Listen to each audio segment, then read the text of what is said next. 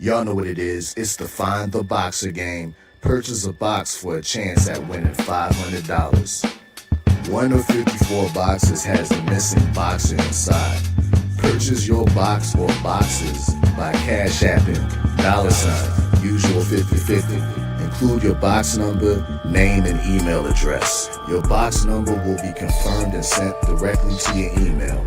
Each box is $20 with a 1 in 54 chance of winning. Remaining proceeds will go directly to the LDBC meet and greet in Las Vegas.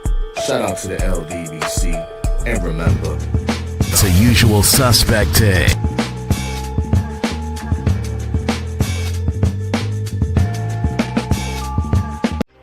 Y'all know what it is. It's the usual suspect 650-50 draw.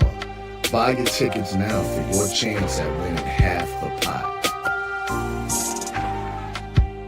Cash App, $ usual 50/50. Tickets are on sale for $10 for one, $20 for 3 tickets, and $50 for 10 tickets. Put your desired amount, name or alias, as well as your email address, and your tickets will be set. We announce the winning ticket numbers every other Friday on Supreme Beats Boxing Talk Bullshitting on the Beltway, 8:30 p.m. Eastern Time.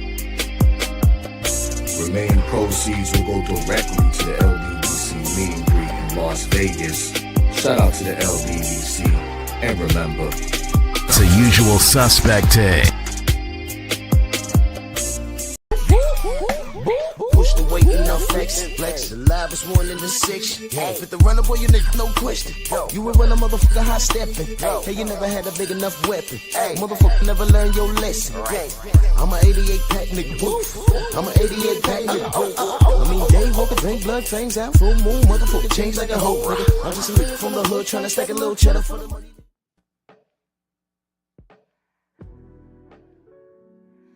Yeah, buddy. Yeah, buddy. Lightweight, baby. It's time to bleed, and before I go any further with that, shout out to the legend, Mr. Olympia, Ronnie Coleman. That's where I get that from. He's having a complex medical situation. I'm not clear on what it is.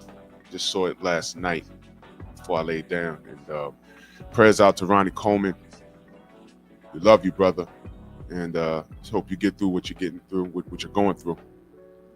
So salute to the legend, Ronnie Coleman, Mr. Olympia legend. With that being said, let's do this roll call. Cop Aborigines, my brother, salute. Shower the Queens in the building. King Breezy, Stormy B-Man, Shelton, what's going on? Todd Swindle, Rick Blackwell, Sam Mack, Gerard Harlem in the building. G. McCall, Earl Sacker, Shogun, True Boxing Night. Come on in. Because I got a question for y'all. Got a question for you this morning. Who's that nigga on that nag? I said, who's that nigga on that nag?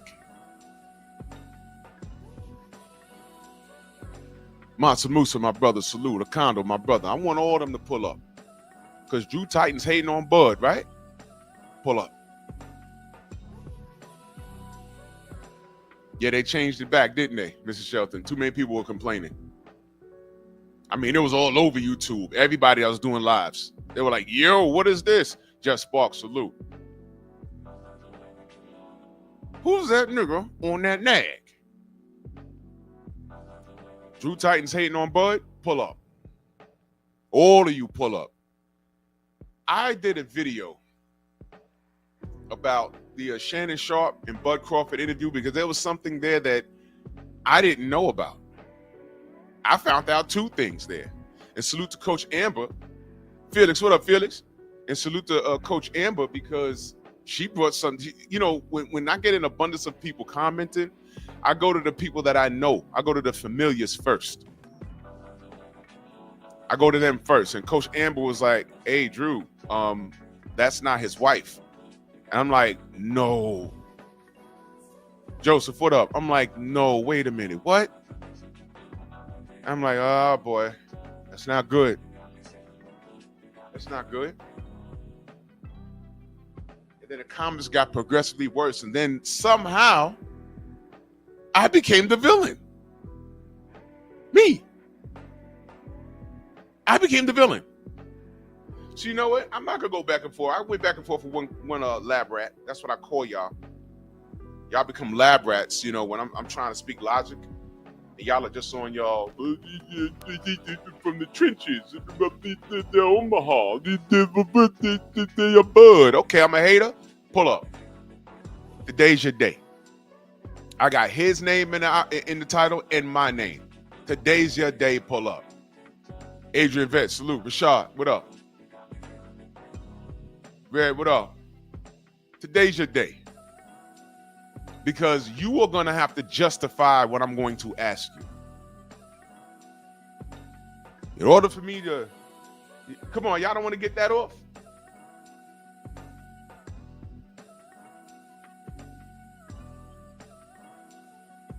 Y'all don't want to get that off?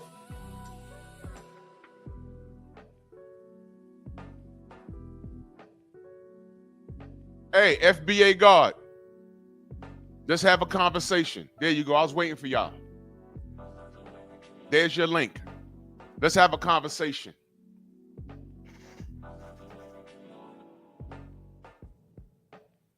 I'm not fucking around this morning.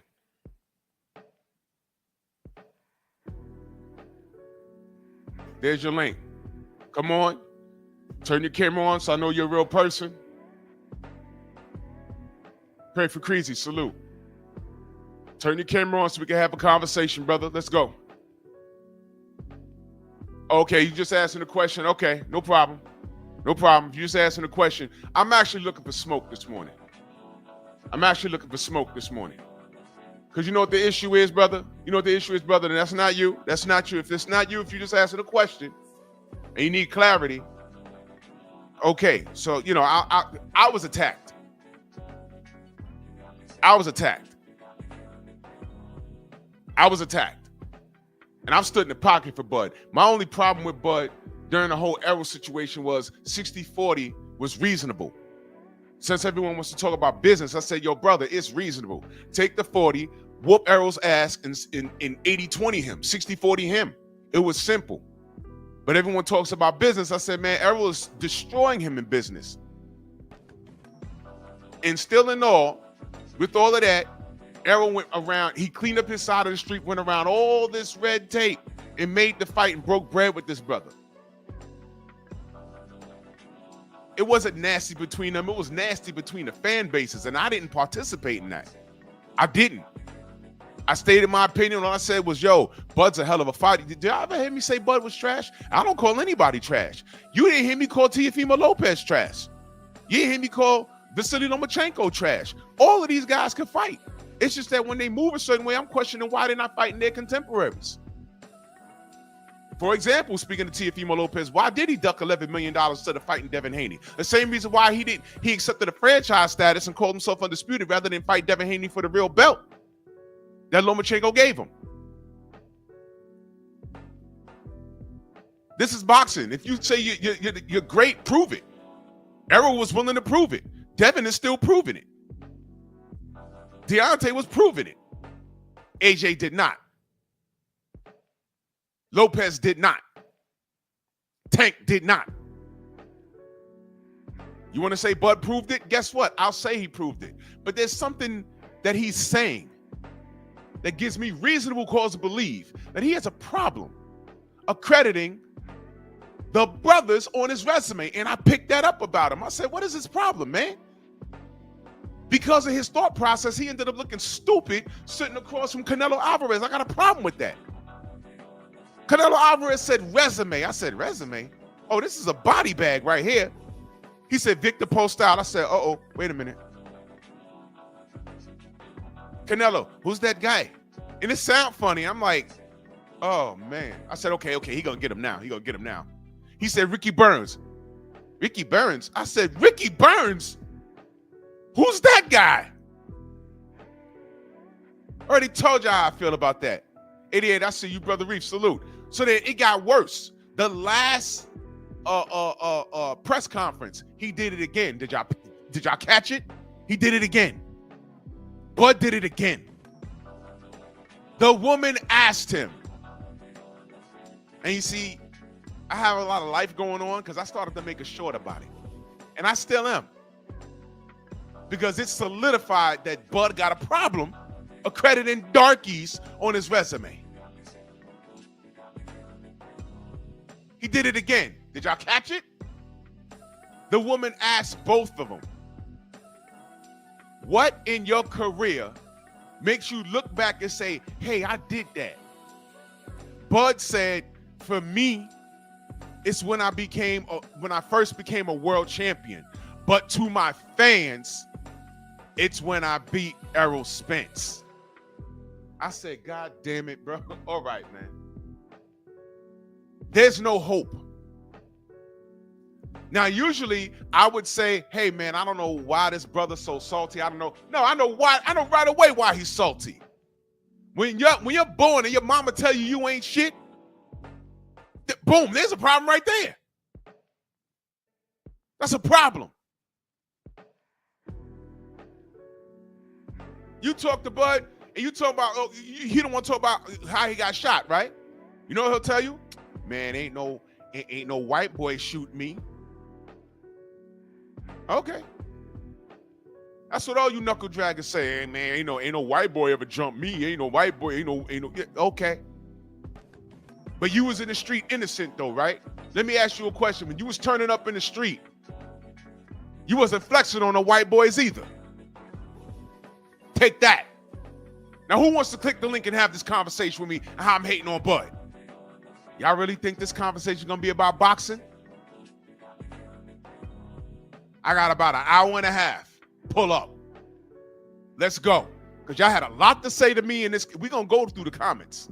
I'm going to show you how ignorant we are as a community. Who's this nigga on that nag?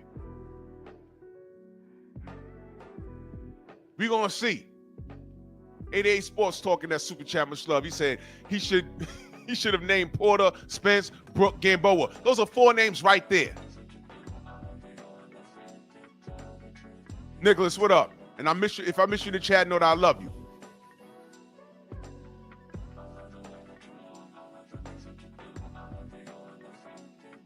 These cats have so much to say. Oh, they out here hating on Bud. No. Anything I say about any fighter is always within bounds. I start out saying, hey, man, this is a great fight. This needs to be made. And one start acting like a jerk. And then when I call out the jerk moves, then all of a sudden I find out they got a stupid fan base. Click the link, pull up. I got questions. You already know how I do. I got questions. Because you're going to tell me who you are. If you cool with this, then that tells me everything I need to know about you. Who's this nigga on that nag? Let's go. Let's go. And this is what makes it difficult. Copper, what up, good brother? This is what makes it difficult. This was concern. This was concern. I don't want Bud distracted going into a Canelo fight. I talk about spiritual backlash. Karma, that's the other word for it. Karma. Did y'all do the homework? And Karma, let me tell you, she has a real way of showing up when you least expect it.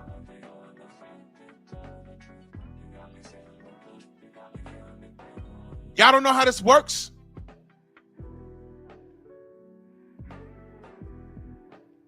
Y'all saw Carlito's way?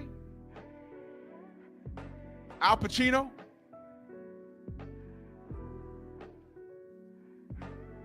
Y'all saw that? What happened at the end of Carlito's way? He got shot, didn't he? By John Leguizamo at the end. Yeah, from the Bronx. Remember that? Yeah, he did what he did to him way early in the movie. He thought that shit was over, right? Plugged him right there. Bang! Wasn't even thinking about it. In the character, in his mind, he did what he did and it was over. Let me ask y'all a question. How many times you ran into somebody from school and you like in another country, in another state, and y'all call eyes, you're like, hey man, didn't I go to school with you? Hey man, what's up? You know, oh yeah, what's up? Yeah. And it's like, you was in school with this person, you never talked to the person, y'all just saw each other in passing. Now it's like a decade later, you're in a whole other state, whole other country, and you run into each other. Now y'all talking, it's like, okay, we never spoke in school, but we passed each other, or we had a social studies class or whatever. You know what I always say? That happened to me a bunch of times in my life. You know what I always said? I always said, yeah, Kane from Menace to Society. He took an L that same way. Mark, what up? Gary, what up? Benny Blanco from the Bronx, thank you. Movie over. You know what I say in that situation? I'm like, damn, imagine if me and that kid had a problem. Imagine if I was a troublemaker.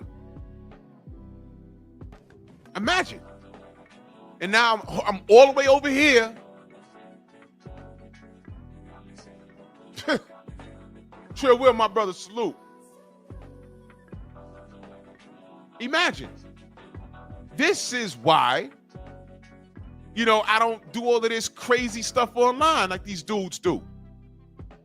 Because when you behave a certain way, when you put out a certain energy, you fly out to New York and come to fights and scared to leave the hotel room, and you realize, oh no, these niggas is really out here. I don't know what's gonna happen.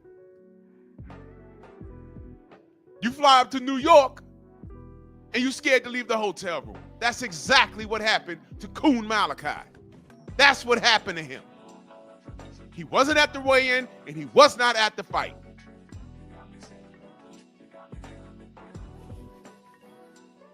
That was the funny part. That was the funny part. Nobody was gonna do anything to him. We didn't get this far in life to catch a case because of something that some insecure midget said on YouTube. Ain't nobody thinking about him.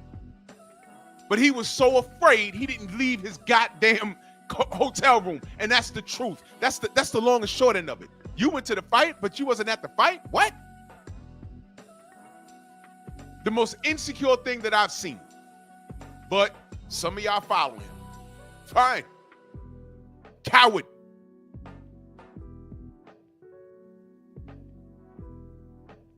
So does anybody want to call me a hater in reference to Bud right now? Click that goddamn link. Whether you're familiar or not.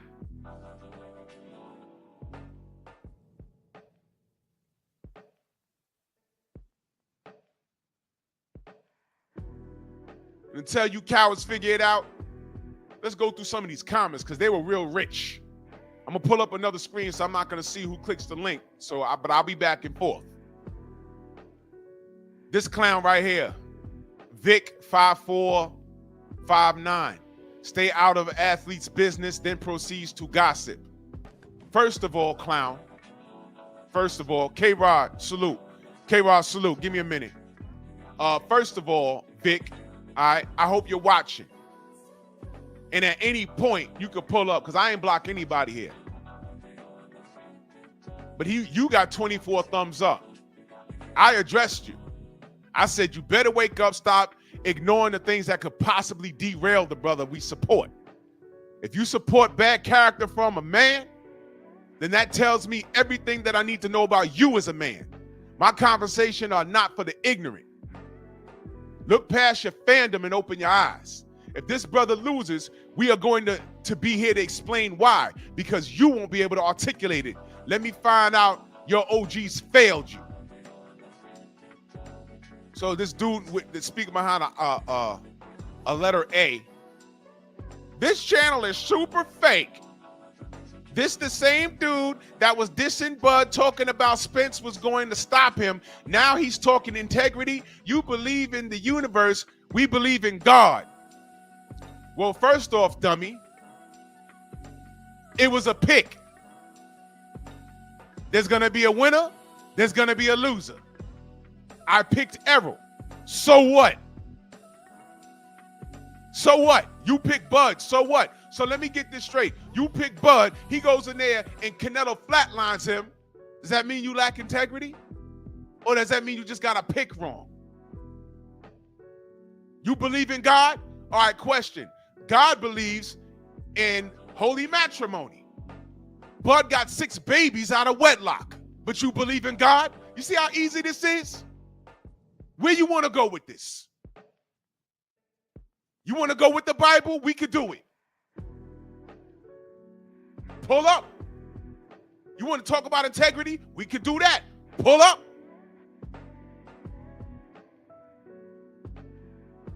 Who's this nigga on that nag? Pull up. All of you.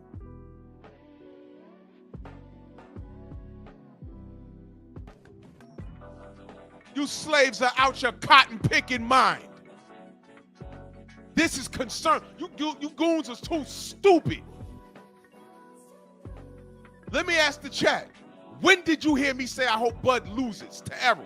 When did you hear me say I hope Bud loses any fight? When did you ever heard me say it? When? And find the video. I'm out loud about how I feel about Tyson and Tommy and Big John Fury. I'm out loud about that. I'm out loud about AJ. I'm out loud about that. When did you hear me ever say, I hope Bud loses? When did you hear me say it? You cowards, don't talk to me behind no goddamn, because I know what's going to happen when this goes up. The same niggers are going to start commenting. You're going to get blocked today. Today you're going to get blocked because today is your day to have a conversation. And I know I'm going to hear, oh, I'm at work. Oh, the baby's crying. Oh, you know, my father's cousin, sister's brother's uncle's roommate is blah, blah, blah. Nah, I'm not hearing none of that. Because busy people know how to get it done. I put this up yesterday night. And y'all know I don't do this much.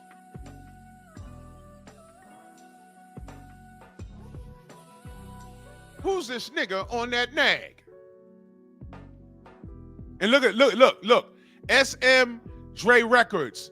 And what's your hating ass gonna articulate when he wins? I'm gonna celebrate, dummy, idiot, fool, asshole. Watch this. I'm gonna celebrate, you idiot.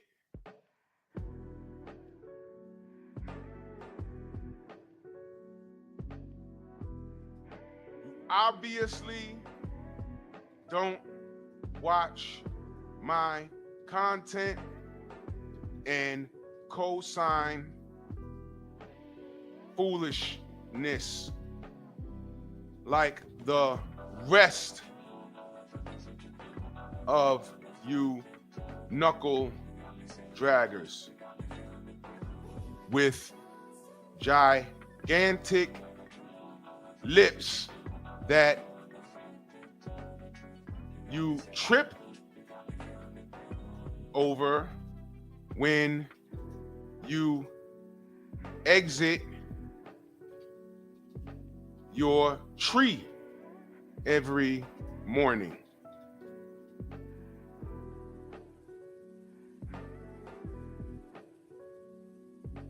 There you go.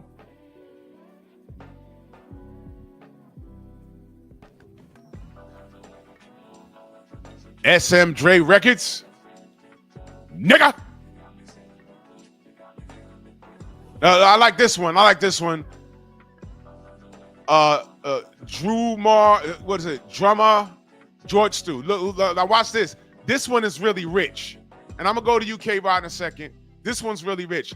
Ali, Holyfield, Tyson, hell, even the fictional Apollo Creed had bad character according to these standards. Why? Because people are flawed. So maybe if Spence were married, now watch this. Why these niggas, you see, bud, even your fanatics are bringing up Errol Spence.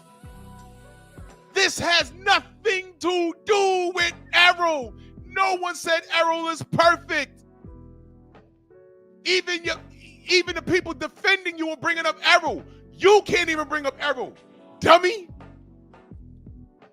You see this? Let's finish what he says. Even if maybe if Spence were married, we would have been home instead of doing well over 100 miles an hour drunk. Okay, so to defend Bud and what I'm talking about, he has to bring up Errol. You see what I'm saying? Bud, win or lose, will rely on skill, dedication. Nothing more, nothing less. This is boxing, not the Wendy Williams show. Let's respond to him. Even when the video is concerned about Bud, you bring up Errol. Great. Errol lost because why? He drank and didn't take his craft seriously.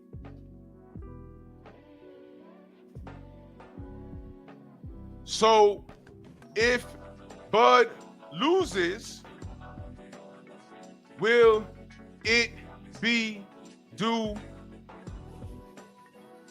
to him being distracted or Canelo just being better? You make my argument, buffoon.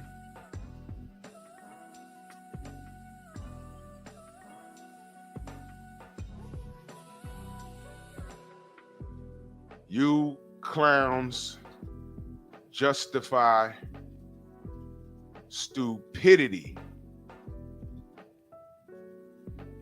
just like the wrong type of Errol fans ignored his bad habits.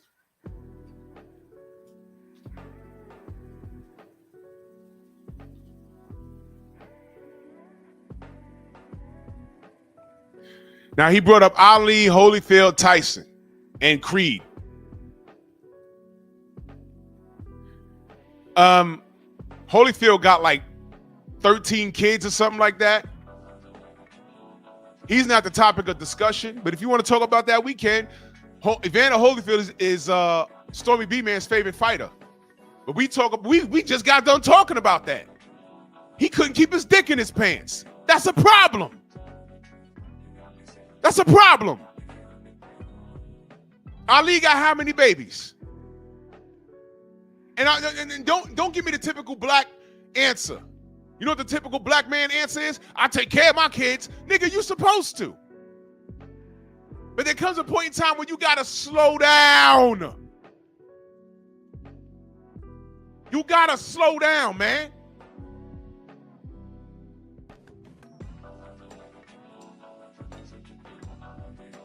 Mike Tyson had a problem dealing with these women.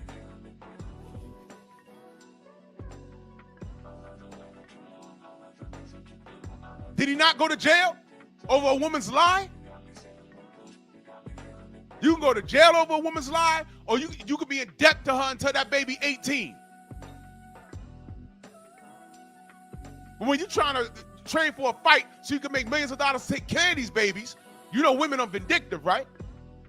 I just watched the video where a chick was fussing with her boyfriend and she literally grabbed the wheel and crashed the car that he just bought. And she put his life and her life in danger. This is the type of mentality you could possibly be dealing with these women. And listen to what I'm saying. I dare any of you to click the link and justify 6 kids out of wedlock and 1 more out of that relationship. Please click the link.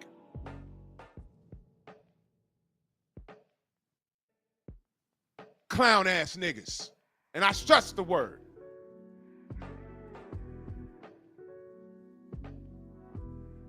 Look. Man, this dude is human. Look. This dude is human and they are not married. Oh my God, bro. The community's gone, bro. You look at what they're saying. He's human. 6 times? Let me ask y'all a question. Press 1 in the chat if you have a daughter. Press 1 in the chat if you have a daughter. Put a 1 in the chat if you have a daughter. Or a granddaughter.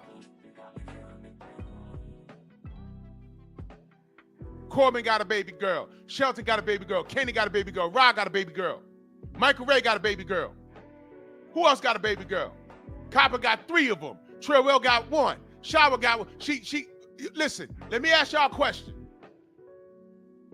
Your baby girl comes home, she pregnant. Right? Mark got a baby girl. Just walk salute. Condo. Yo, watch this. She come home, daddy, I'm pregnant. But she's old, she's legal, she got a job, okay. As a father, is your next move not to talk to that young man? As a father. As a father, do you not talk to that young man and let him know, oh, you're going to make her an honest woman, right? Because I don't know how anybody else is raised. We don't do no baby mamas, baby daddies over here. Not in my family. I wasn't raised nowhere. On my mama's side and my daddy's side. Hell no. Get him on the phone. You invite him to the house. Especially if I know the man. And he could be a good kid. We are human. You make mistakes, but y'all walk in the aisle, right? This forever. This forever. This forever. If you don't do that, that tells me everything I need to know about you. You're tell me that your household is broken and you was raised in a broke up household without telling me. He's human. They're human. So now I'm questioning Bud's baby mom's, her upbringing. Not 1, not 2, not 3, not 4, not 5, 6. Where's her father? I'm not worried about Bud's mom, because when Bud was born, we know what she said to him. And don't think she just said it as a joke when he was born. She told him every time they turned up in that household. Whenever they got the fussing and fighting, no, you ain't shit anyway. You spending Bud's money though, right? Every time he knocks somebody out, you partying in the ring. You ain't got to work no more because of your son that you said ain't shit. Ha ha.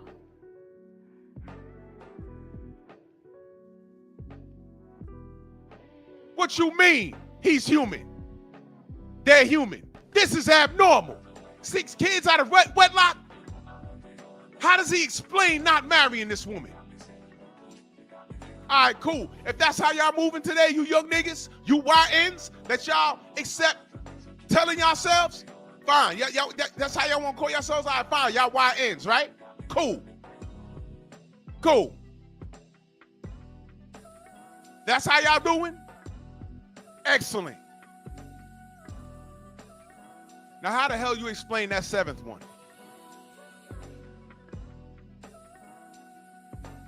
How do y'all explain that 7th one? I dare you. Gone. If you don't believe in marriage, and you see one fool in here brought the Bible in it, this fool talking about we human. All right, cool. Whichever way direction you want to go. I'd like to meet the man that is okay with his daughter spitting out 6 seeds and that man not making her an honest woman. I like to meet you niggas. Pull up. Furthermore, what's his mom doing?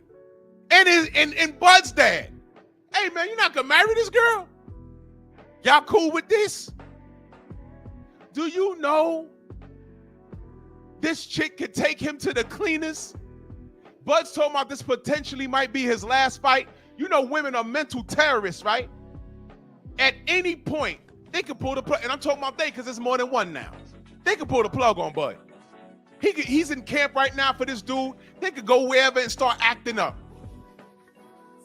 Start hitting them with child support papers. Yeah, you know what? I'm out here. You know, but at any point, oh, last time he was here, he hit me. And then in the middle of the Canelo camp, he got to come back home and deal with this. Canelo married, stupid. How you feel making your biggest paydays and potentially having to break off 2 women because you can't control your cock? Kadoodle-doo.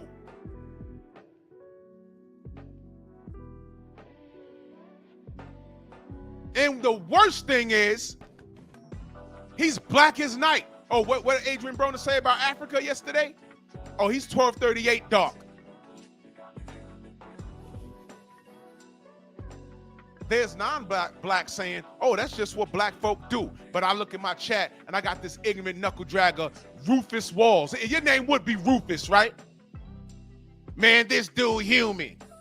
They not married. And you cool with that? 19 likes. This is our community?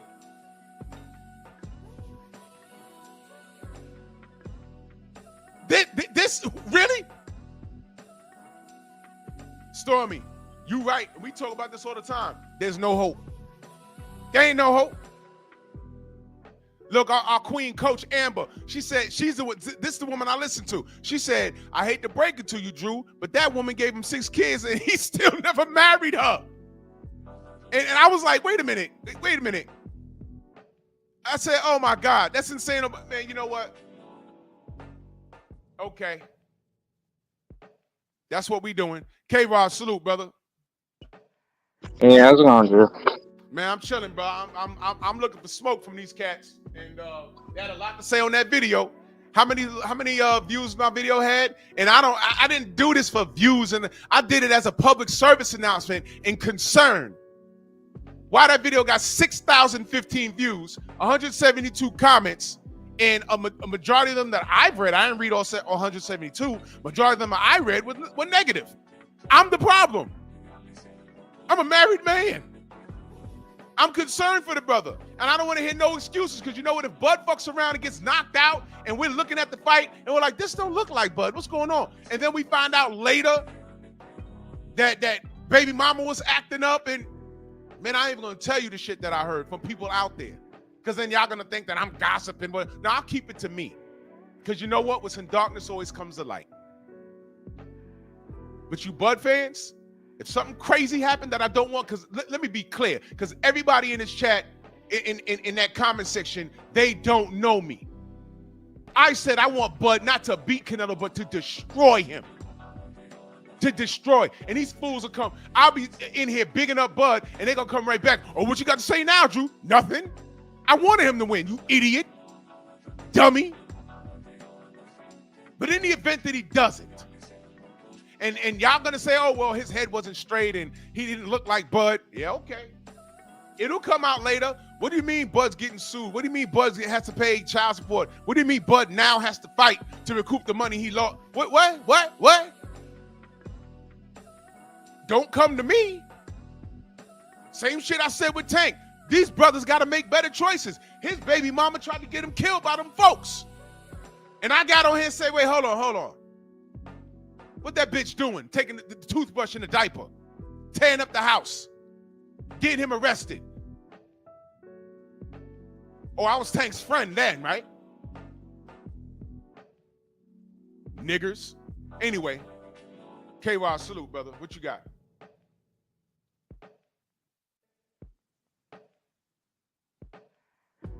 K-Rod, you there? You on mute? Oh, yeah. I apologize. Sorry. Yeah. I think overall, this is very disgusting and very unacceptable. I just don't like this type of degenerate behavior that people get into, and I just think it just creates bad, broken people, for future generations. So that's my take. Yeah, salute. And salute Cop Aborigines, man. Salute. 46-year anniversary, man. I support black relationships. Yeah, K-Rod, you're correct, man. I don't support degenerate behavior. This is degenerate behavior. And I got knuckle draggers in that comment section talking about he's human. Exactly, stupid. What's wrong, man? Get out of here. Get out of here. These motherfuckers will engage in car notes and everything else. A 5-year commitment paying for a car you can't afford before you lock it down with a woman that spit out a few of your babies. Man, what's wrong with y'all? Car notes before marriage. You sisters, y'all will make payments on a BBL before you pay your rent, man. Come on, man. Don't get me talking about black folks. Don't get me talking about black folks. Then you're going to call me a hater.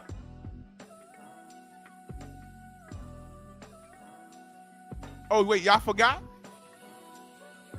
Y'all forgot what today is? It is Monkey Tuesday.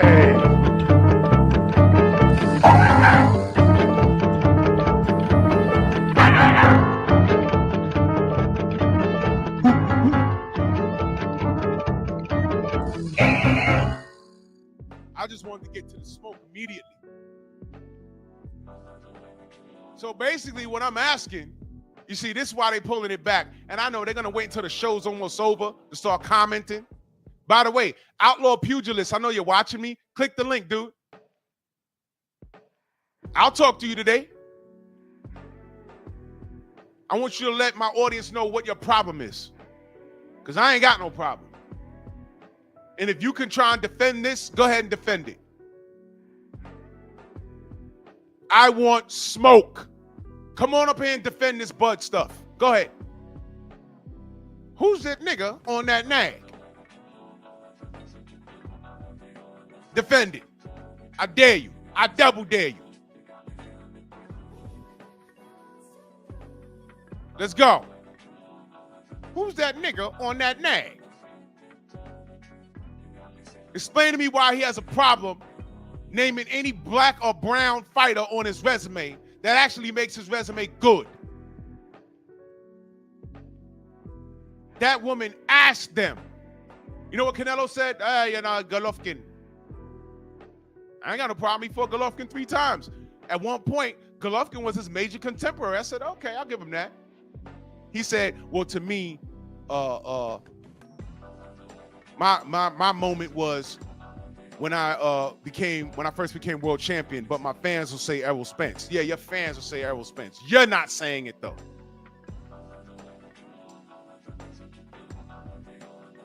Man, this is disgusting. But if I'm hating on Bud, pull up and explain to me how. Because I got questions. Now, you see, I'm explaining myself now. Now the haters are watching, and they ain't going to click the link now. They pulled up, thought they went, oh, you thought you was going to have a discussion about Bud and how you going to whoop Canelo ass? Yeah, surprise. Bud is all wrong for Canelo. I said that. My brother Cadillac Red in the building. Salute. Surprise. Already got Bud winning. Already got him winning. Now what you got? Oh, you think you don't see nothing wrong with how he's moving and shaking? You don't see nothing wrong with him? Oh, okay, fine. You know what? The real OG, Mr. Mont. You don't see nothing wrong with how he's moving? You didn't hear me say, yo, I'm concerned about this. I ain't know about that last baby. What the hell is that? And now gossiping would be me telling you what I heard behind the scenes. Y'all don't know who I know. But what I was told in confidence. And I'm talking about things that didn't make the news. And I left it alone. I said, man, all right. What I'm tired of is these brothers putting themselves in positions that they don't need to be in. I'm sick of it. I'm sick of it.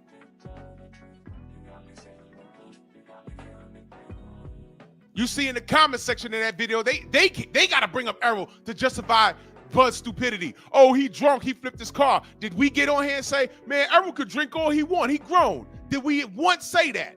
Or did we say, man, Errol need to stop that shit?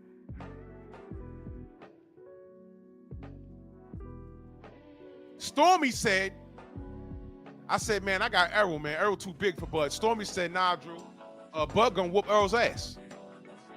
I said, really? He said, man, you know what? That not living the fighter lifestyle is gonna catch up to him. And Bud's that night. I said, all right, we'll see. And I went to the fight. And I know what I was looking at. And there was no part of that fight that Errol won. And Bud whooped his ass. And what happened after the fight? I know what I heard the day of the fight wasn't for me to put out. Because people tell me shit in confidence. But if Errol ain't gonna say anything, I'm not gonna say anything. Yeah, Steve-O, you said it, but you rock with Bud. That's cool. But the reasons behind that, it may have been the same, but Stormy broke it down. And that fighter's lifestyle is everything. And it caught up to Errol that night. He really thought he was a bigger man than him. And he thought he could live a particular lifestyle and it won't matter because he's talented. And he ran out of luck that night. And I'm completely cool being wrong based off of those circumstances. So he had two things going on there. Because everyone started talking about, oh, well, I told you he flipped his car and it showed that night. I'm like, man, he beat up Ugas and then he beat up Danny Garcia. I wasn't talking about that. But now y'all still want to talk about the car accident? Fine. You want to talk about how he's still drinking? Fine. If that's the case and it caught up to him that night, fine. Whatever y'all want to say. I'm not defending anything. Because he lost. And I celebrated the fact that I celebrated the fact that the brothers got it done. And you see, that's what makes Bud mad. Because the fight don't happen without Errol. And now he got Errol's whole head on his resume. And the fact, Shakira, salute, Insane Talk, salute. The fact that he's the biggest name on the resume, for some reason that bothers the brother. Bud, you got to get over that because you dominated. You got to get over that, man.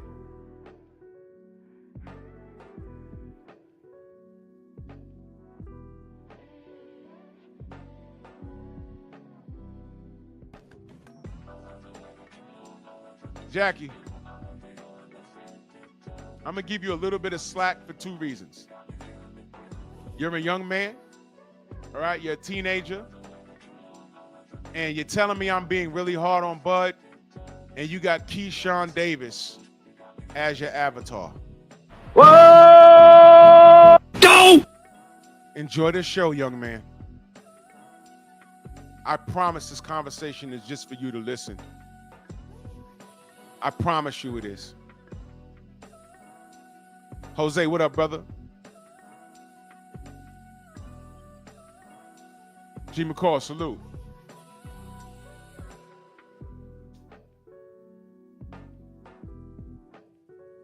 Said, what up?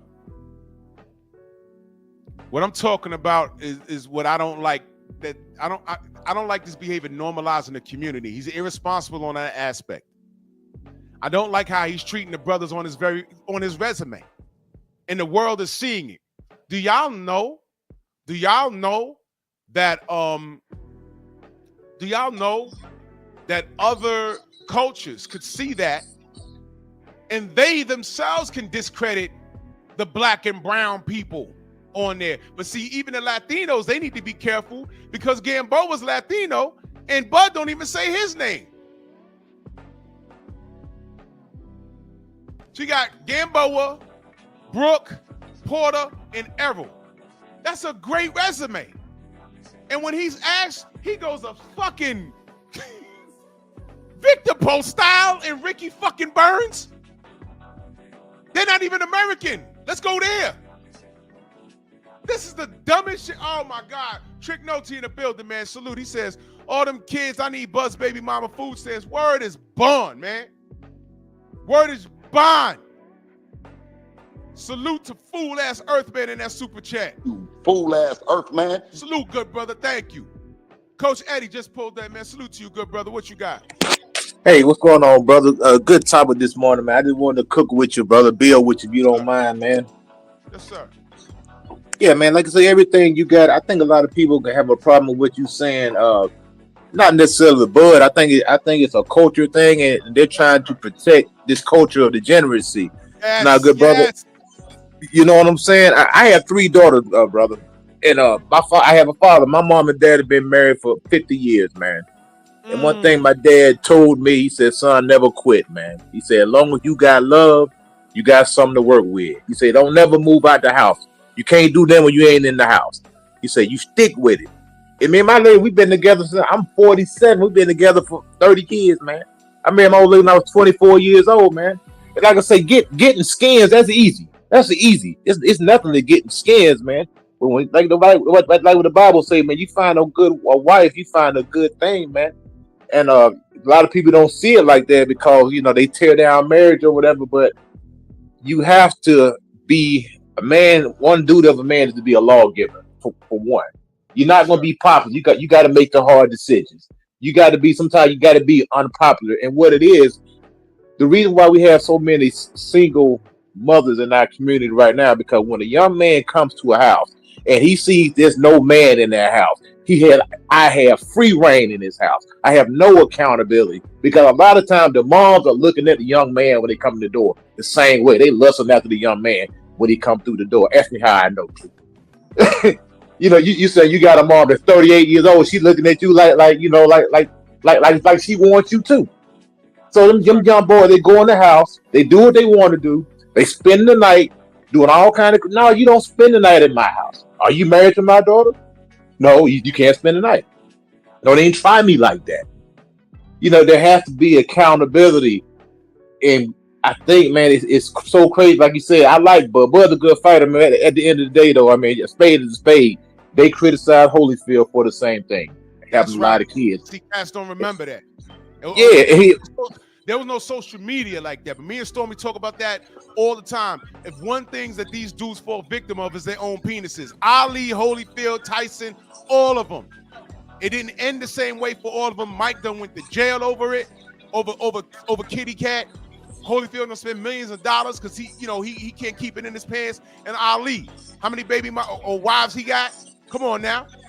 This is what. Yeah. Wait, hold on. Jackie says, is Errol Spence married? Once again, y'all. We can't talk about Bud without talking about who? Errol Spence. You see what I mean? Yep. You see, now, at what point did I talk about Errol Spence in his house life? I didn't. You know why? Because he didn't put it on Front Street like Bud did with Shannon Sharp. The only reason why I know about this is because he said it to Shannon Sharp, and I didn't know that he wasn't married to that woman. So I'm trying to figure out what is his problem talking about the black people on his resume, and then I'm finding out he has all these kids from one woman out of wedlock, and then he has another baby with another chick that he's not married to. So I'm seeing a lot of character flaws here. A character flaw is a character flaw is a character flaw. Doesn't matter who it's coming from. So Jackie goes on to say he had children and you're not yelling at him. Well, this nigga didn't get on Shannon Sharp and laugh about it, Jackie. And then he said, Keyshawn isn't married, but I'm on my business. Again, degeneracy. Jackie, is your parents married? Matter of fact, Jackie, you know what you do? It's summertime. You're not in school. Click the link, brother. I want to talk to you, young man. Today's your day. Right. Education time, baby. I'm going to educate you. I'm going to educate you. All right. Click the link. Come up. Let's talk. Let's talk. I'm not going to scream and holler at you. I'm not going to do that because I see you need some direction. You're a young man. You live at home with your parents. That's cool. Everyone did at some point. But today I want to talk to you, young man, because I'm going to put you on a game. Because apparently your mama or your dad, are your parents married, by the way? If you type anything else in my chat, tell me if your parents are married, yes or no.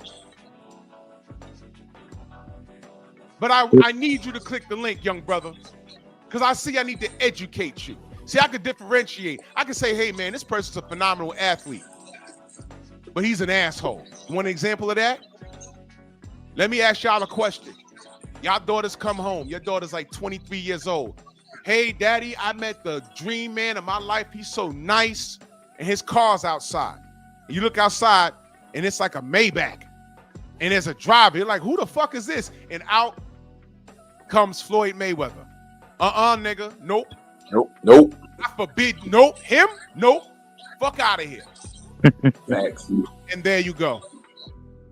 I got the answer to my question. You see what I mean? Yeah, young brother, it's a song. I want you to put this in the chat. Gangstar, GANGSTARR. It's called. The song is called Discipline. Go listen to it. Jackie, Hey, I'm gonna say it again, Jackie. Stop trying to engage with me. I'm gonna be 50 years old this year. I have gray on my chin. It's there for a reason. It's okay. When I was 18, I went to a point where I thought I knew every damn thing. And then I turned 21 and I said, uh-oh. Then I turned 26 and I was like, wait a minute. This is life? Paying bills and all? Whoa. Then I turned 31. I'm like, yo, this shit ain't no joke. But something happened between the ages of 26 and 31. You know what I realized? My parents are fucking brilliant. Because everything happening to me right now, they warned me about. But you know what happens? You got to go out there and experience it. The best lesson in the world is experience. Jackie, your parents aren't married.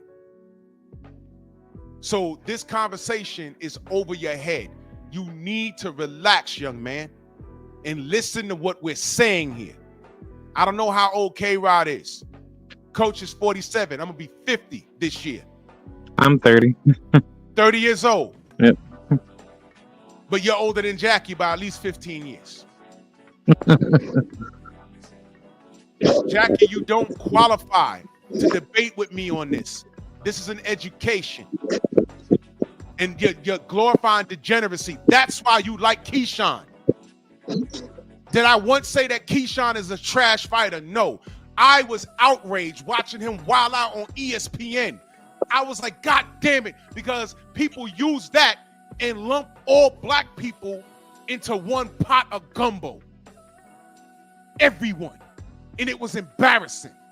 And it took him damn near a month to say, oh, I reflected on what I did and I apologize. And I don't even think he wrote that apology. I don't think he wrote it. Bullshit. You scrapping and your baby is in the carriage, man? That's normal to you, Jackie? That's not normal behavior. You do your man a disservice by not holding him accountable. And I treat everybody the same way. Devin could wild out right now in the street on a crazy outrage that I can't explain. The first thing I'm going to do is call Bill and be like, yo, what's your son doing? What's he doing? And if I deem it ignorant, I'm going to talk about it. Yo, bro, he need to fall back. That's crazy. Stop giving these people ammunition. Because even his haters are looking for him to do something wrong. He gets attacked by a wild-ass Latin fan in the fair, and all of a sudden he's wrong. Get the fuck out of here. There's three of them, and one or two of those guys, he's crazy. Hey, Drew, can I chime? Go ahead. Yeah, I wanted to add into what you said about the degeneracy. Like with me, like I've been raised by like a really strict family, and the one thing I see out of degenerate people is that they have a feminine, matriarchal attitude where that degeneracy breaks their character, and then as they get older, they don't end up being responsible with their lives, therefore intimidating their behavior, where they think doing bad things to other people is okay. And I don't know if this is true, but for the younger audience that thinks degeneracy is okay, do you think that breaks like a man's self-esteem a lot faster as they continue to get older? Well, I agree with you. And let me take it a step further. I remember when I put a picture of Tank Davis fairly recently with his wardrobe on there. He was wearing something, and to me it looked bummy, but apparently it was high-priced gear that these kids wear. Now listen, I've been young before. I used to wear the baggy Boss jeans and FUBU's this and FUBU that. I used to wear it. And Jackie was one of the young brothers that said, yeah, he's wearing that shit though, meaning that he's into dressing like that. Here's what I found when I started getting a little older. First of all, with the exception of FUBU, right? And I don't know who. I know Cross Colors was a black-owned, black-operated business. Carl Kanai also. Boss, I'm not sure, but what I do, Playboy plays salute, and I hope not. I want Bud to beat the shit out of Canelo. But what I found is, what y'all kids don't know is that you're wearing designer stuff that are made by a bunch of Miguels. Miguel! Now stop right there. Y'all cool with those people dressing you? Those runways that these dudes are wearing, I'm seeing NFL players walking out the bus to go into the arenas wearing skirts, bruh, and high heels, bruh. What are y'all doing? So when I see the Boondocks had an episode about that with Gangstalicious, he had a clothing line. He had long shirts with the butt out. I'm like, what is that? Homies over hoes, remember that? First of all, y'all are wearing things that are made by the broken wrist. That's number one. Designer this and designer that. Yeah, the dude making that is a pillow biter. A pillow biter. And you rocking it. Now let's say you can't, you don't know who's making what. All right, let's go with that.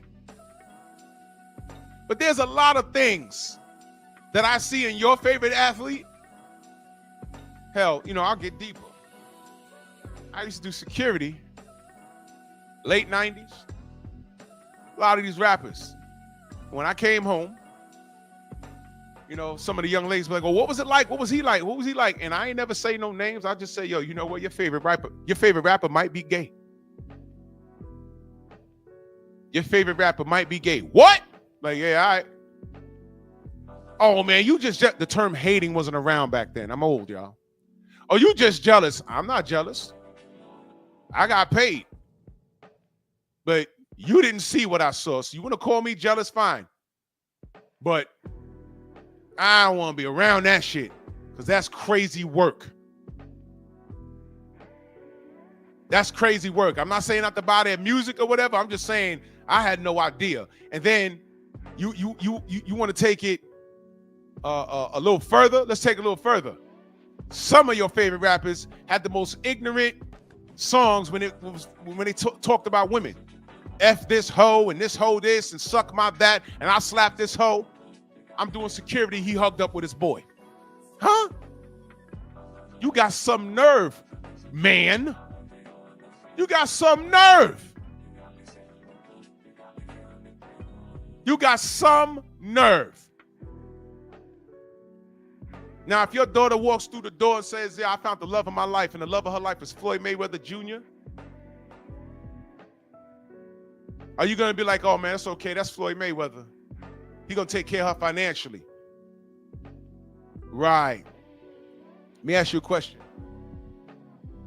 Never mind. What's her name? Oh, God, I'm having a brain fart.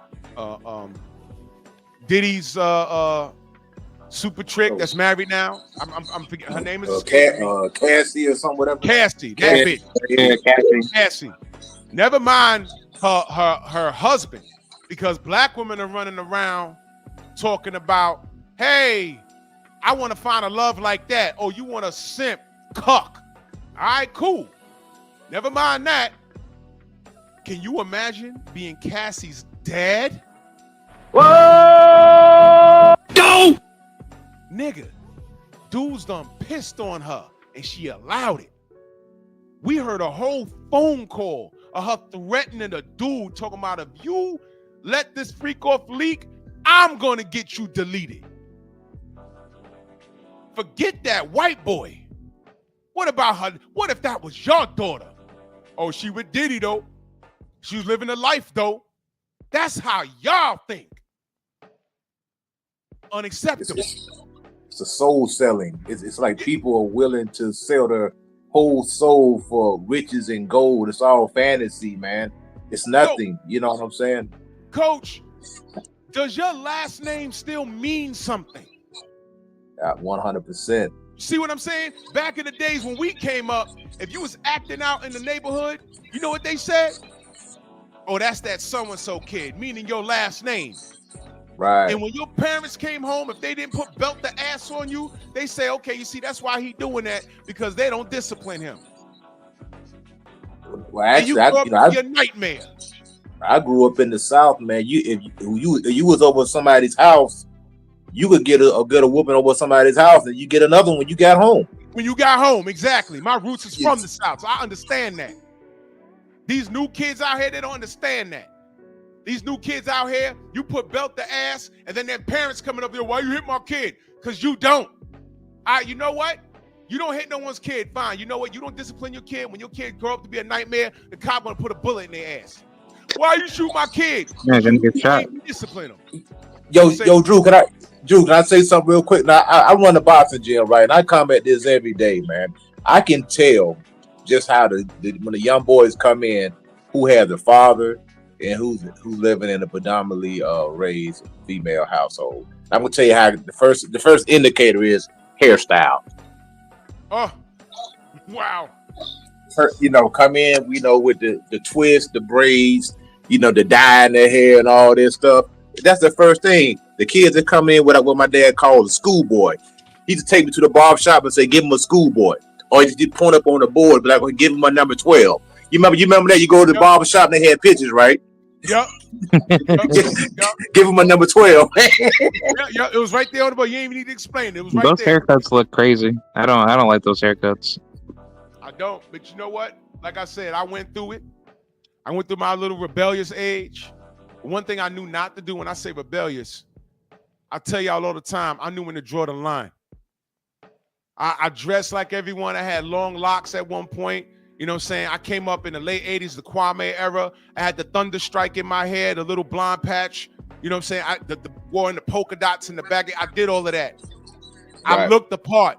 But once it got to the part where a couple of dudes that I knew was like, yo, man, let's go do this. Let's go do that. I'm like, hey, you know what? Y'all go ahead. I'll be right here in front of the building.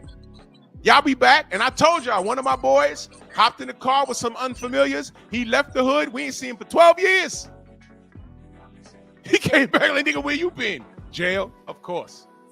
Of course. Right. Yo, Drew, did you hear about this? This just kind of goes back to culture in our community. Carisha Shields said that she wanted to have a baby with Papoose. She didn't say she wanted to marry him. She just said she just wanted to have a baby with him. What kind of ignorant stuff is that, man? That's ignorant. But watch this. Watch this, brothers. Watch this, brothers. Watch this. Her upbringing is fucked off. You see what I'm saying? And I'm not like making fun of her. I'm saying she talked about it. Wasn't she abused? Yeah.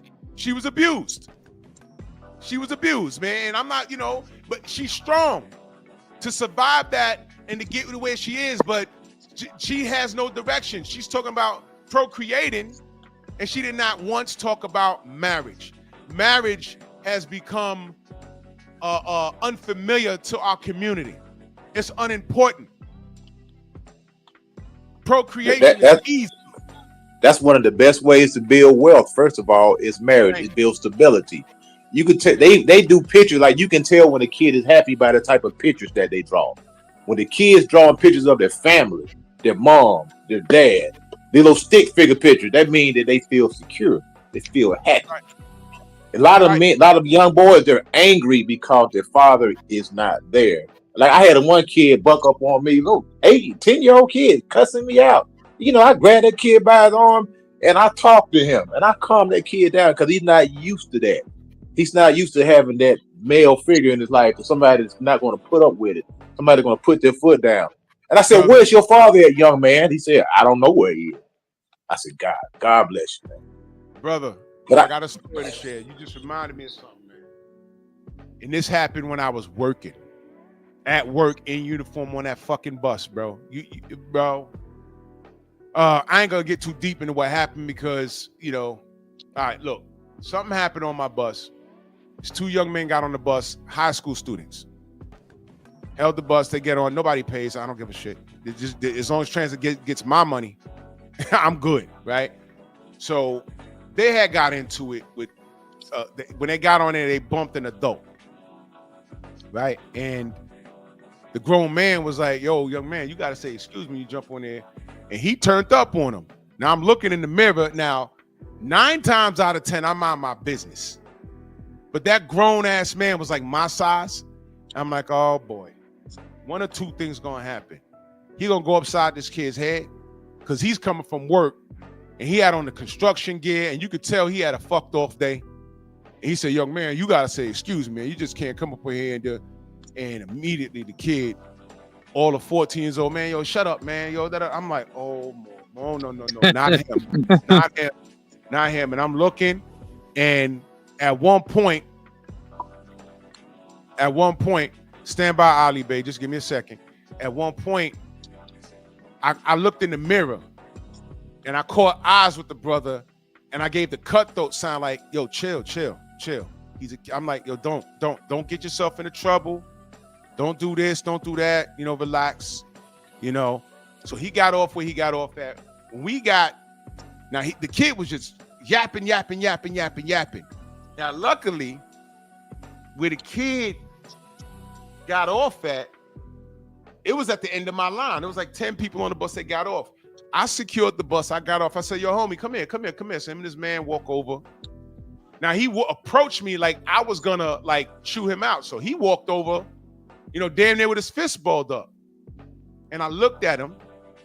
The first thing I did was I smiled. You'd be amazed what a smile could do. A smile is an icebreaker. And I said, young man, are you okay? That's the first thing I asked him. I said, young man, are you okay? Nah, man, that nigga said it. I said, whoa. And once I broke that ice and I let him know that I wasn't a threat, I put my left hand on his right shoulder. And I said, yo, homie, bring it down a notch, man. Talk to me. What's good? Coach, this kid started crying, bro. He started crying right there. Now he was super tough on the bus, and yo, fuck that. He's throwing up gang signs and da. When they got off the bus, I got off the bus. I said, yo, homie, come here. I said, you all right?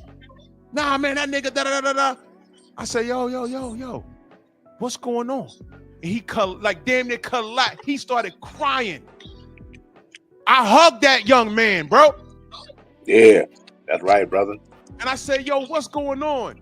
He started talking about school and what the teacher did, and he can't get thrown out of school again. This kid was having a time. And he got on the bus, but he was going through some shit. He's ready. And I talked to him. I had to call a personal. Because I said, yo, I needed to talk to him. And he kept saying, my mama is going to do this, and the teacher said this, and Mr. So-and-so said that, and he going to call the house, and my mama this. Now, one time did he say my daddy. And I had to give him some game. I said, hold on a minute, man. I said, you know, and I talked to that kid for an hour. They calling me on the goddamn radio. You all right? I said, nah, I'm having a little moment. I'm going to the bathroom or whatever. You know, I'm okay. I talked to that young man for an hour. I gave him my phone number. I said, call me or text me if you need some advice, man.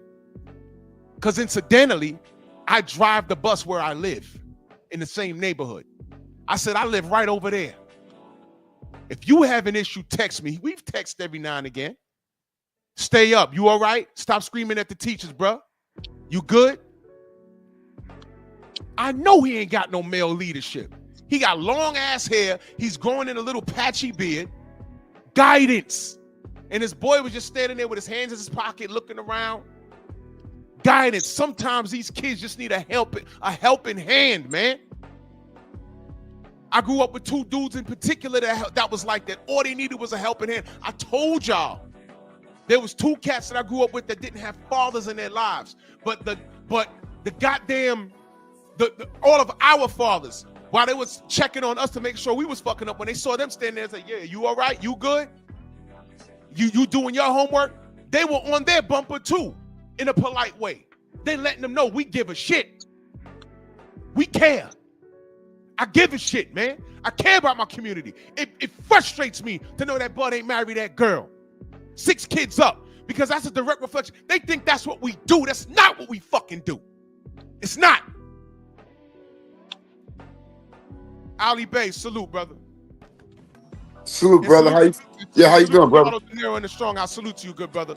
Thank you. I appreciate you. Salute, Ali. What's going on? Oh man, I just want to say, yo, your show, I love it. You keep it 100% transparent on man code and all that. Just to speak on the family situation. You right. He gave his sister 6 kids. They're married. I have 10 myself. I'm not married. Yes, but I was married to all 3 of my children's mothers. I got 7 by my first ex-wife, 2 by my second ex-wife, and 1 by my third.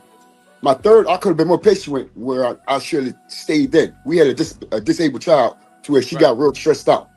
You see? And I'm big on health. But she didn't understand why I could speak on like health, and I don't have no credentials on that, but I studied. Right. But she just thought that, you know, you had to go to college, had to get the paperwork and all that, just to speak with things. So that was the only problem. Other than that, she was a sweet lady. But the fact, like, we gotta be big on morals. You see what I'm saying? Yes. Back in, I'm 48 going on 49. I'm from Philadelphia, Strawberry Matchy area, 31st and Berks. Back in my day, when we did something wrong, our neighbors would check us. Yes. And then we have to take that check on the chin. You see what I'm saying? And being as though my mother and father, they're not married together. But my mom just got married this past Saturday to a good brother, Malik Bey. My dad is married. And they still, co-parent well. You see what I'm saying? But one thing my dad did before, because he had problems. You see what I'm saying? He didn't just leave. He had little problems, but he was strong as well. Right. He instilled in my mom to where she could raise children, not just men or women, children. And she raised me to be a great man as I am now. Imperfect, but great. You see, never was a physical abuse to no woman. Never neglected their needs or anything. My only problem was when they gave me that energy of disrespect, I would return it back verbally. Mm-hmm. And then as I learned, and it's a shame to say, but I'm not there yet, so I learned that you can't go back you can't put out fire with fire. You see what I'm saying? True story. And my first 2 marriages, I stuck in there. I'm not gonna put nothing on the table, but we had to get divorced. Right. But my third, I could have been more patient because she built me, but all my wives built me into areas to where, but this one built me as far as being responsible, more organized and all that, because I'm a barber all my life. And I have my own clothing brand called Chic Peru. You see? Mm-hmm. And by us being indigenous people and quote unquote black, as they were the term they gave us, it's like we are lower at the tone pole.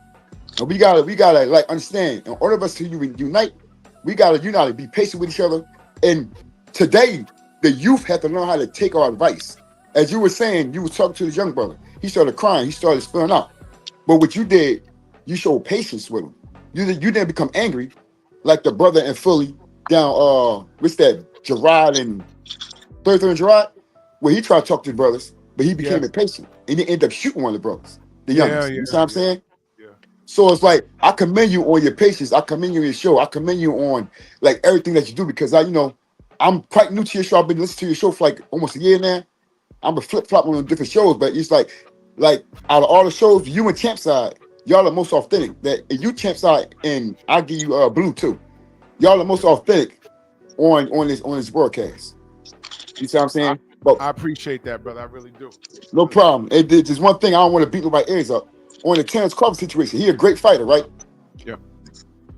When he fought Earl, we all know something's wrong with Earl. Not an excuse. We give a reason, not excuses. Something was wrong with Earl. Yeah. When he fought Brooke, he's a bad dog. When he fought Porter's always a beast. But he was into retirement because of Earl. You see what I'm saying? Yeah. I love Bud as a fighter because he can throw them hands. But his resume, and like you said, he didn't even give, like you said, Porter, Brooke, or early props. He went to them other fighters. And then he even get Gamboa, because I think that fight Gamboa, that was a nice fight. It's just a taller, great fighter beat a shorter, great fighter. You see what I'm saying? Right. But I'm on man code. I can't give myself a win over Earl when we know Earl was in his best state. It's a win, but I'm like, he chose to get a ring. But it's like, I want to fight you. I want to get my my fellas at my flowers at my best. I'm gonna fight you at your best. You see what I'm saying? Yeah. So I'm just sort of man code with all this. That's all. That's what I'm saying. No doubt. And it's important that we were able to differentiate boxing from their personal life that they broadcast. You see, the dudes in that comment section on my video, they're saying I'm gossiping. I'm like, how's it gossip when it's public record now? Right. And I don't talk about things like this, but the reason why I felt this was important is because I said, holy crap, this could be a goddamn distraction. And all these fools in the chat, when a black fighter loses, especially to a Mexican, they come to our comment section to pop their collars. And I don't see any of these clowns in my comment section fussing with the people with the Mexican flags. Right. These are unfamiliars. So I want to smoke with those Bud fans, those guys in there that want to look past this thing. I'm saying, no, I want to look past it. Matter of fact, Bud ain't have to talk about it. Now watch this. Why is it that Shannon Sharp could say, man, how many kids you got? I got 6. And yeah, I got 6 and I got one out of, not even out of wedlock. I got 6 and I got one over there with the other chick. Now, why is it that he could say that? But Piers Morgan says to him, you have a gun situation. He says, I don't want to talk about that. That's cool. How come he didn't tell?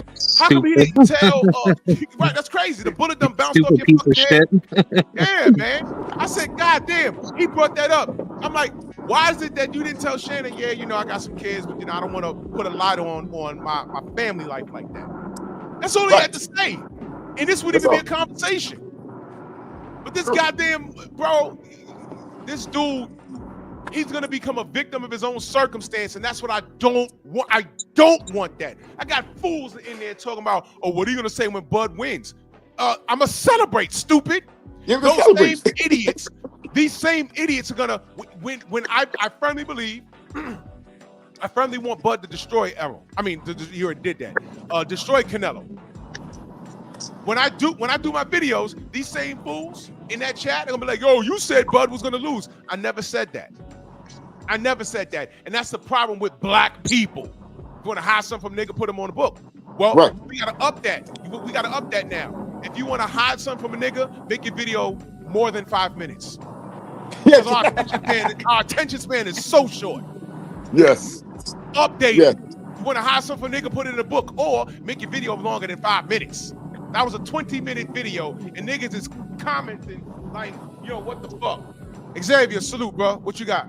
What's going on, brother? How's everything? I'm good. Yeah, I don't know. People are emotional, bro. I mean, just because you don't you put out there something like that and they get out there and they start saying stupid shit.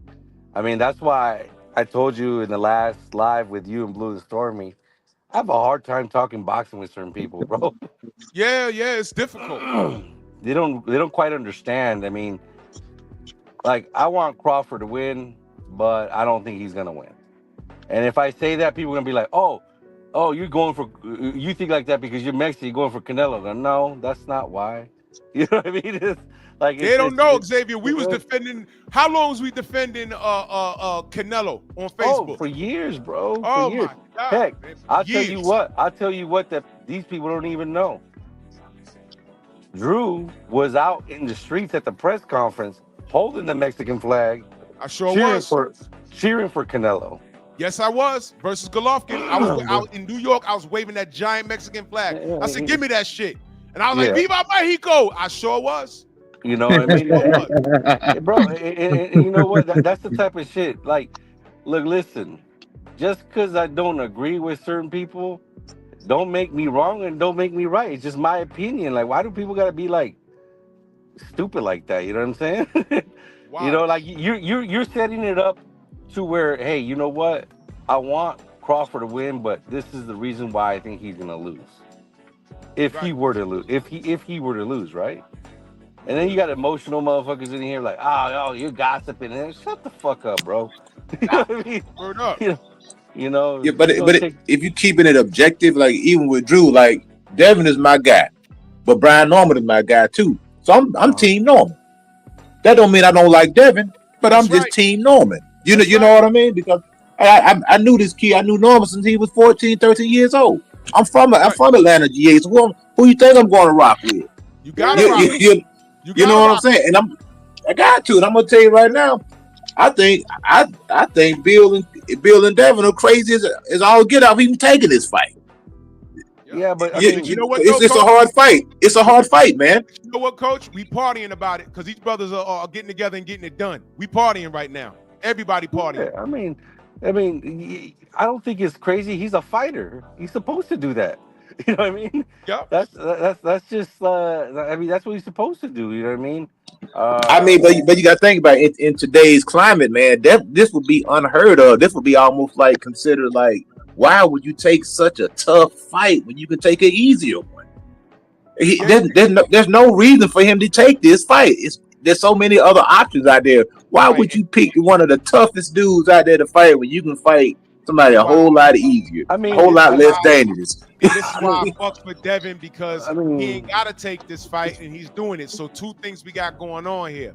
He's proving his greatness and he's breaking bread with his brother. It doesn't get any better than that. And that's why I fucks with Errol Spence. Because he did not have to break bread with Bud at all. He ignored the fan rhetoric. He ignored everything. And when they got together on that stage and they were dapping it up, I said, man, they don't look like they hate each other. I said the fans in these comment sections are damn near talking about I'm gonna get a plane ticket to come to your city and gets the dumping on you. I'm like, what? How did we get here? Bro, look, Earl Spence didn't have to break bread with Crawford at all. Guess what?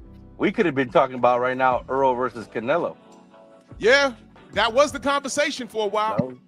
Yeah, hey, that was Earl could have fought a couple of guys, and you know what I mean, C-level fighters, and then all of a sudden he could be in the. We'd be talking about Earl versus Crawford, Canelo right now. You know what I mean? But no, he dared to be great, and that fight only happened because of Earl. Yeah. You know what I mean? And I just find it so. Drew, I did not call you during the press conference. Like, bro, I'm having a hard time rooting for this brother. He couldn't even give Earl any type of credit. Are you kidding me? Yeah, he said, you sure well, did. I guess the fans think. I was just talking about that. It's wild. I said, man, come on, bro. He rolled his eyes. I was like, damn. Yo, if y'all didn't see it, don't worry. I clipped it. I'm gonna make a short of it. I clipped it. I said, man, what the fuck is wrong with him? He has such a hard time. Man, I mean, I want y'all guys to really think about this. Let me know if I'm bugging. They had a conversation about resume. And I'm watching it like, oh, this is easy work. So Canelo says, well, he's fought no one. Who's on your resume? Now, let me ask K-Rod, if you're Bud and Canelo says, yeah, who's on your resume? What do you say? I'm going to say Errol Spence and Sean Porter and Kell Brook. Yep. Now, right there. And I'm going to say Amir Khan, too, because Amir Khan was on Canelo's resume. Thank you. You can say whatever you want to say. It's your resume. There's no right or wrong answer. Right. Bro. Here's the funny part. At no point am I even thinking about Victor Postol or Ricky Burns. The level of uncomfort that Crawford had when he said, so Postol was in the league? Dude, if you take your fucking whack ass on. And I'm bringing up Jose Benavidez because that was Bud's toughest fight. Bro, that was one of his toughest fights. Jose Benavidez fight. That was very tough. He was undefeated. He took his own, bro. And if Canelo went to rip him, he'd be like, yo, he could have easily said, man, hey, man, he said, we got an opponent in common, but the difference is you had no business fighting him. Like, you really ain't got no business fighting me, but I'm about to whoop your ass. And you see how easy it is to body bag Canelo? Bro, it was easy. Bro, that dude was sitting there like, and who is that guy? Like, man, who is that guy? Who's that guy? That was funny as hell. Who's that was funny as hell, dude. That dude, like, bro, Crawford lost Tom Brady and Dana and Shaq. They started texting people on their phone like, man, this dude. Man, this was a body bag, bro. That was a body bag waiting to happen, and I cannot believe. And then he doubled down on it. Yeah, my matter of fact, let me see if I can play it for y'all. Shit was I clipped it and I'm making a short of it. And then when Bud told Canelo don't even understand half the shit that Bud's saying. I'm a thumb hole, a mud hole in your head. He's like, what? Like, I mean, Canelo can speak English. It's just that he chooses not to be no, hyperfluent. he speaks basic English, right? But he don't understand some of the things that Bud was saying to him. Bro, when he said, "Who No, is it's that just- guy?" I almost passed out. That was so. Yo, here it is. I got it right. Let me play it for y'all. Here it is. Listen to this. Both Saul and Terrence.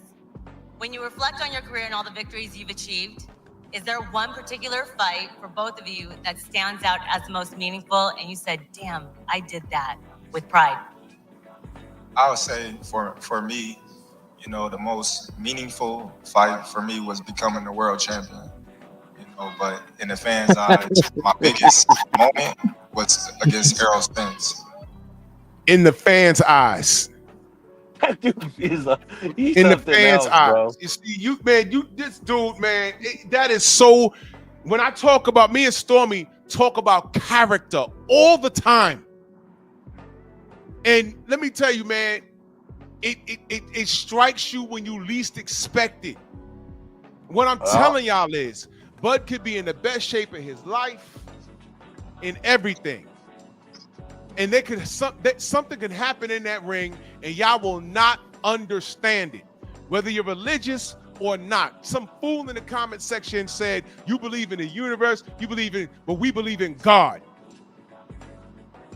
I say the universe because I want to be respectful for who everyone believes in, even the atheists. That's why I use the universe. But if you want to talk about God, that means you make a reference to the Bible. We're in the Bible. You know what? I'm not even gonna go there. I'm not even gonna go there, bro. No. Not even gonna go there. Because there's something called holy matrimony, is it not? Yep. When y'all have a conventional wedding, if you're Christian and you was married, where do they read from? The Bible, right? Dearly beloved, man, stop fucking with me, man. Stop fucking with me. Yeah. I need Bud in here with no distractions. I need him to be laser focused. I need him to smoke Canelo worse than he smoked Errol. And I love Errol. But we got to be honest here. Errol got smoked and we ain't seen him in the ring in 2 years. Am I lying? That's what happened. No excuses. I did a live right after the fight. I did a short video because I was out there. I was there at the fight. I bought the pay-per-view and I went to the fight. Most of you Bud fans don't even support him. I don't even want to go there. Victor Postal was a failed pay-per-view. Canelo could have said that, oh, you mentioned that guy. But wasn't that a failed pay-per-view? Vicky Burns, who's that guy? This dude's killing himself and right on time. Stormy, I'm going to give it to you immediately. Go ahead, brother. Right on time. Yo. Yes, sir. Can you hear me okay? Loud and clear. Listen, I just heard that hypothetical question a moment ago, and I had to just come in and say something. Why would you take a fight against a killer? Because one who believes he's a killer would do so. Does that make sense? Cook, brother, let me take this call. Cook. Yeah, absolutely. Yes, sir. I asked that question, like I say, business-wise, like I said, in today's climate, a lot of guys wouldn't do that. Right. Because it's a risky fight. You know, that was the context of the statement. Right. But in order to separate yourself from what's considered by keen eyes mediocrity, you have to step forward. You understand? So what he's doing and what others are not doing, but he's being vilified for, you're dealing with a generation who has benefited from the participation trophy society. No longer striving for best, no longer striving to achieve beyond. You understand? Where some people say, well, it's easy to get up there for someone who has been given something and granted and say, if you work hard, you can get this. But who's working hard? who's actually putting their nose to the stone.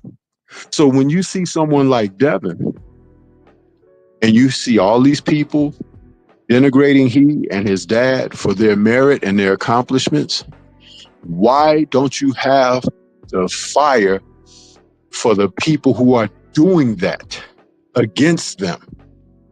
Because I'm quite certain, as a man, as a family person, you would want the best for your own.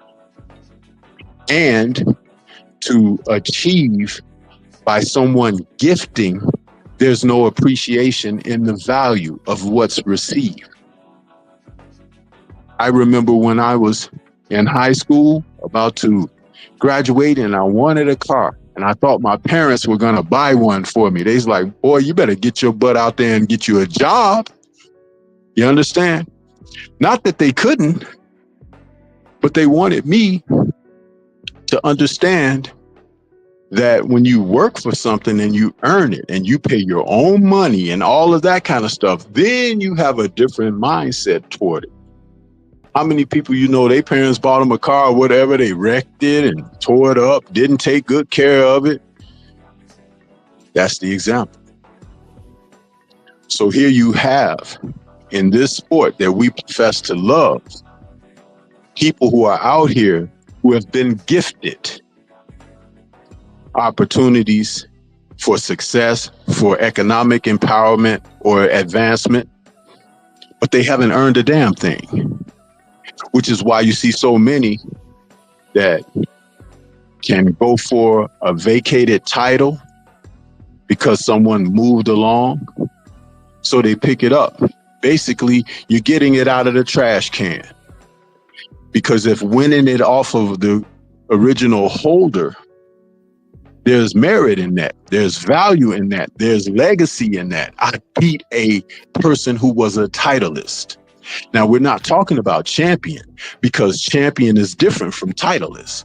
A champion is someone who has been instilled in a position and has reigned. Not just a title defense or two, but for a duration to be measured by. So if you have everyone deciding, oh, I can't make this weight no more, and losing belts on the scale, can't even be professional enough to make the weight. Why? Because it requires discipline. And if you don't have the discipline, why should I have the respect for what you're doing over someone who has made the sacrifices, gone through the fire, stuck their hand in the mud, and acquired, achieved, and gained over someone who's been gifted consistently over and over again? And I'm going to tell you this. Those who are supporting that are the ones who are apathetic within their own lives, that can stand up and say something like, Bud having 6 kids. Well, he's still raising them. But you don't understand the value of family? You don't understand family value? You don't understand that a nest is where a family is made. The way they're going about it, family is broken. And if the family is broken, the children are broken. And if the children are broken, that's what they have to offer our society. Keyshawn Davis, look around you and wake the hell up. Those are my words. Facts on top of facts, man. I mean, damn, man. I couldn't have said it better, man. And what I need everyone to understand is that this is not hating on Bud. I know that, you know, for the short minds, the short school bus dudes, that's what you think. But again, it's a 20-minute video. You can't get past 3 minutes of it. This is concern because I don't want anything to go wrong. I don't want any excuses. I don't want any excuses, man. I want Bud to absolutely obliterate Canelo, because I honestly believe that Bud brings to the table something unlike Canelo has never had to deal with in that ring. We know what gives Canelo issues. We know that. I want Bud to win out of principle. Bud is a clean fighter. He's a strong fighter. He's a disciplined fighter in that ring. The only thing that could disturb his groove is something outside of that ring, beyond his control, that could distract him mentally. And when I hear the brother got 6 seeds, I wasn't bothered by that. An antenna went up when it was said that he ain't married that girl. And then people are telling me that he's falling out on some hood shit with her before, which, look, I can't deny or confirm. I'm just, this is what, I have ears. And then the 7th child, oh man.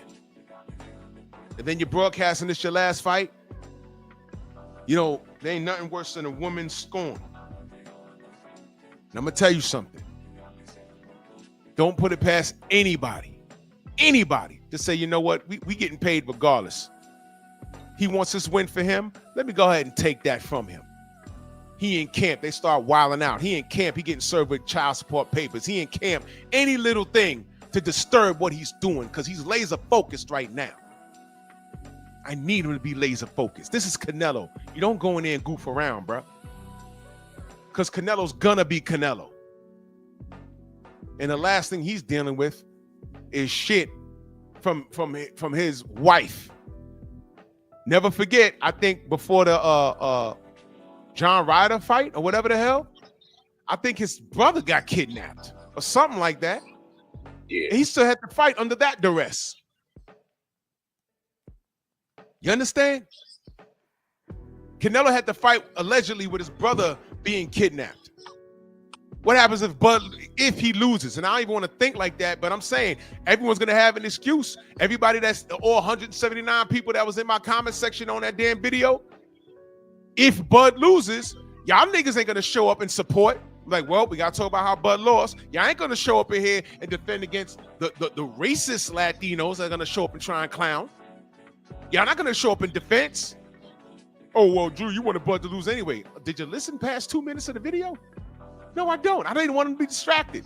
And God forbid, Bud's on the podium. Hey, well, you know, my camp, man, I had something going on in my personal life. Oh, come on, Bud. I remember Shane Mosley's wife was giving him the business before one of his fights, man. He talked about it. Interesting, Coach. I had a long talk with Shane Mosley face to face that weekend when he was in New York with Devin and Bill.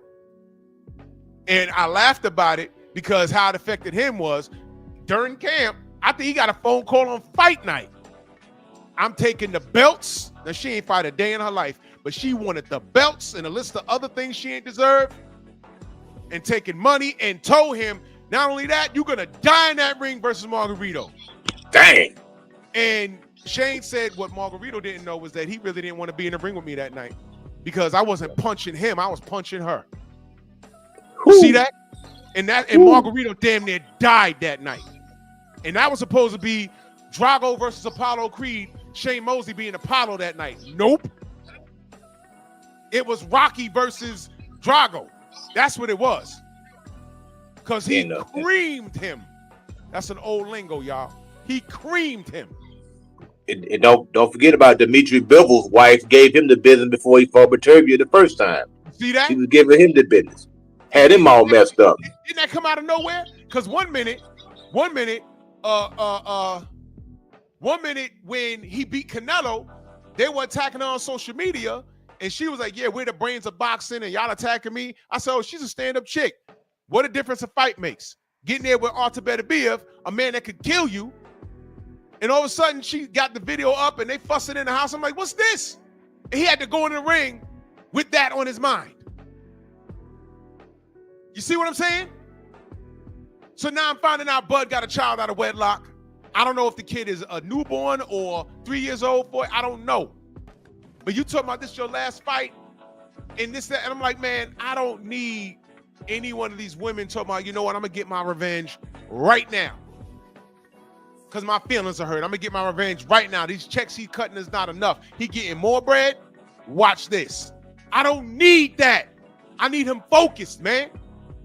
All of y'all thinking, man, can't nothing stop Bud. I'm telling y'all. The only thing, these damn women, bro, I'm telling you. You brought up Bivol. Yes. Shane Mosley. Yes. Yes, man. And there's been a litness of other dudes that going through stuff with the man. Mike Tyson was having a syphilis outbreak in the middle of one of his fights. His dick was burning.